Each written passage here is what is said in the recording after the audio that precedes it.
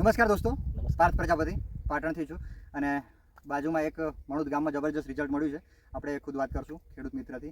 શું નામ છે કાકા તમારું? પટેલ ધીરુભાઈ નારાયણભાઈ.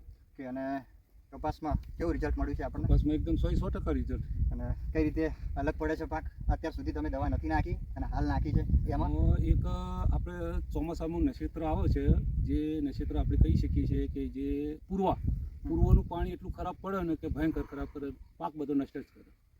એ વખતે આપણે ખાખરી થોડી આવી હતી અને તાત્કાલિક તમારી પાસેથી આપણે દવા અને ખાતર મંગાવી લીધું અને એને છંટકાવ કર્યો, પાણી સાથે એને આપવાનું ચાલુ કરી દીધું ચાલુ વરસાદમાં. તો મને રિઝલ્ટ આ મળ્યું. બરાબર, તમે જોઈ શકો છો એનું રિઝલ્ટ. તમે જુઓ, આ જુઓ રિઝલ્ટ એનું. કોઈ વસ્તુ ખાખરી હોય તો કોઈ વસ્તુ તમને પીળાશ પત્તું દેખાતું હોય તો પણ મને કહી શકો કે આ પીળાશ દેખાય. બાજુવાળું તમે ખેતર એમને કંઈ નહીં કર્યું તો એમનું તમે જોઈ શકો છો કે કેવું એમનું રિઝલ્ટ. બરાબર છે, આ ફરક પડે છે એમનો.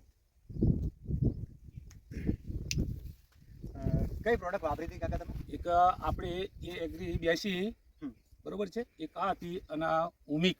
આ બંને મિક્સ કરી અને પાણી સાથે ડબ્બામાં લઈ અને એક ડબલું રેડીને પાણી સાથે આપણે એને આપી દીધી. તો એનું રિઝલ્ટ આપણને આ વસ્તુ મળી. હજી તમે જોઈ એની ફૂટની કુંવાશ તમે જુઓ તો આ 100% ખરેખર આ વસ્તુ જે છે ખાતર એ ખરેખર કપાસ માટે બહુ ઉપયોગી છે. ખેડૂત મિત્રને બીજી શું સલાહ આપવા માંગશો તમે? ખેડૂત મિત્રોને એવું કહેવું કે ભાઈ આ તમે જે વસ્તુ કરો ને, જે નક્ષત્રમાં આ નક્ષત્ર આવે અને તમે આ પાણી પડે ને તમે પાણી સાથે આપી દો તો બહુ સારું. ફોન આવી ગયો, ફોન તો કટ કરી દો. સલાહ આપવી કે ભાઈ પૂર્વનું પાણી પડે એ વખત આપણે ખાસ ધ્યાન રાખવું પડે છે. તો એ વખત આપણે ધ્યાન રાખીએ તો ચાલુ પાણી વરસાદ હોય કે વરસાદ પડતો હોય અને આ વસ્તુ તમે જો બંને ભેગી કરીને આપી દેશો ને પાણી સાથે, તો તમારે ખાખરી એક નામ એ નહીં આવે, પીળું પત્તું એ નહીં પડે. અમારી ગેરંટી. જબરજસ્ત. બરોબર છે. એટલે આ કરવા જેવું છે. પછી આપણે એમ વિચારીએ કે આ બધું કોણ કરે શું થાય ને બધું, તો ન કોમ પડે. જો મહેનત કરો તો મળે એનો લાભ. અને મહેનત સાથે દવા પણ ઉપયોગી લે. તમે કંઈ ખાતર દવા આ વસ્તુ તમે નાખો તો ઓટોમેટિક થવાનું જ છે. ભાઈ સરસ. 20 વીઘામાં?